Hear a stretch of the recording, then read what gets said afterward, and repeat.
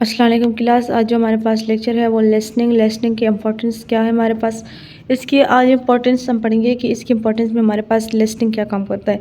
Importance में भी दो पार्ट्स होती हैं और इसकी क्यों ज़रूरी है इम्पोर्टेंस, इसकी इम्पोर्टेंस क्या है। मतलब लिसनिंग तो हमारे अल्फाज को सुन सकते। चलिए क्लास स्टार्ट करते हैं। हमारे पास इसके इम्पोर्टेंस पे सबसे पहले इम्पोर्टेंस का एक थोड़ा सा एक्सप्लेनेशन कर लेते हैं, किस तरह इम्पोर्टेंस हमारे पास वर्क आता है, किस तरह इसकी इम्पोर्टेंट अहम हो गई। लिसनिंग इज एबिलिटी, ये मैंने बताया भी था कि ये रिसीव और इंटरप्ट के दरमियान आता है। यानी हमारे पास एक्सप्लेनेशन के ये रूल्स है। एक तो आप जब भी बोलोगे तो एक तो सामने से आप सीधे आंसर दोगे जिसका आप एक्यूरेटली कह देते हो। यानी एक साथ बैठा हुआ है, आप उन्हें बोलो, वो आप सुने और जवाब दे, एक्यूरेटली आंसर मिलेगा और ये लिसनिंग भी ईजीली हो। रिसीव का मतलब ये है आप कुछ भेजोगे और आगे से वो भेजेगा। इंटरप्ट मैसेज और आप किसी और के दरमियान सुने और उनके दरमियान में जाके बोले। तो ये हमारे पास कम्युनिकेशन की 3 पार्ट्स होती हैं। अब हमारे पास इसके कुछ और है। लिसनिंग इज़ ए की टू ऑल इफ़ेक्टिव कम्युनिकेशन। जो लिसनिंग की कहते की है वो हमारे पास सबसे ज़्यादा इफ़ेक्टिव असर करने वाली कम्युनिकेशन है। जो सुने और इस पर जाके फिर बात से बात करे, तो ये इफेक्टिव और अनदर कम्युनिकेशन है जिसकी समझ में आज तक भी नहीं समझ पाया। जो दूसरा बात हमारे पास हो रही है वो ये है, without the ability to the listen ability effective message are easily. Without ability, बग़ैर किसी काबिलियत में आप किसी को सुने और जाके message they easily miss understood. ये आपको मिस अंडरस्टूड तो नहीं करते, यानी आप उसको अच्छे से समझ नहीं पाते और जाके किसी और को इंटरप्ट कर लेते। Break down the end sender, जो भेजने वाला होता है उनको आप यानी तोड़ देते हो, उन्हें रोक देते हो, खुद आके बोलने लग जाते हो। फॉरेस्टेड आर द इरिटेड, ये बात अच्छी नहीं होती। आप जो है किसी जो सुन रहा है उनको सुनने दें, आप अपनी बात जो है बाद में करें, जो बाद में कंप्लीट करने वाला है तो उन पे आप तस्करा कर सकते हैं। ये हमारे पास इसकी एक्सप्लेनेशन थी।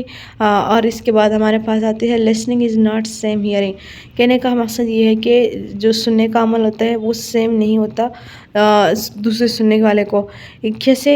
हियरिंग रिफ़र टू, अब हियरिंग भी सुनना है, लिसनिंग भी सुनो, तो हियरिंग और लिसनिंग में क्या फ़र्क आखिर ऐसा रह गया। ये हियर भी सुनना है, लिसनिंग भी सुनना है, बिटवीन इसका आपको पता है कि क्या फ़र्क है। तो इसमें हम डिटेल से जाके पढ़ेंगे, ठीक है। Hearing refer to the sound that you hear. Hearing इस बात को रिफ़र करता है कि आपने जो आवाज़ दी और उसने वो सुन लिया है। दूसरा है वियर द लिसनिंग, दूसरी तरफ listening require more than that, it require a focus.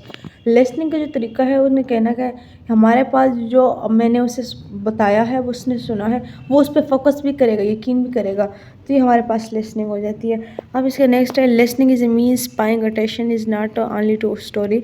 हमारे पास लिसनिंग की मतलब ये है कि वो उस चीज़ पर ना सिर्फ स्टोरी बताए but how it is told, और वो लेकिन वो क्या कह रहा है।